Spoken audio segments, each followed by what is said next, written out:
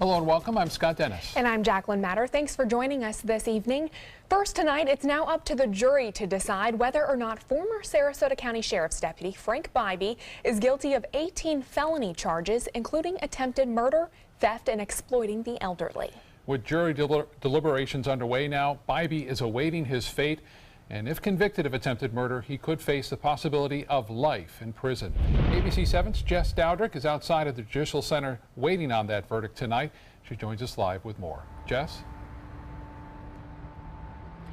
Good evening, Jacqueline and Scott. The jury has been deliberating for more than 5 hours at this point. They're tasked with deciding whether or not Frank Bybee is guilty or not of 18 different felony charges. Now, this is day 9 of the trial, and both the state and the defense had one last chance to try to sway the jurors' decisions. There are two sides to every story.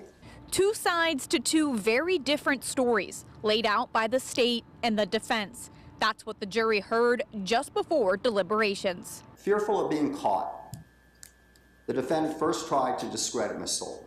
He then had her Baker acted and restrained against her will. And then finally, he tried to kill her.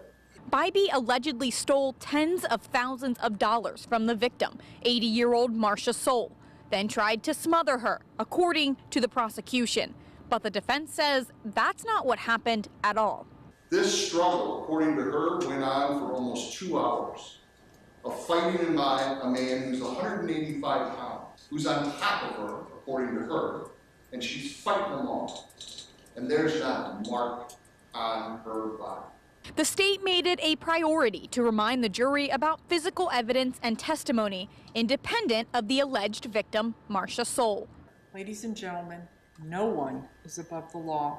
Not even Frankie Bybee. That's because the defense argues that her accounts and testimony are unreliable. She's the person who put this Bybee train on the track. She's the person who filled it up with gas. She may not have driven it, but certainly she's the one that got it started. Closing arguments went on for 4 hours, both sides playing on the jurors' emotions. And Frankie Bybee twisted, and bent, and broke the very law that he took an oath that he swore to uphold for you and all the other citizens of Sarasota County. The defense focused on discrediting Soul by claiming her testimony was an act. But she wanted to sell you on the fact that she's just this little old lady that was victimized. Jurors now taking every last word into account to decide Bybee's fate.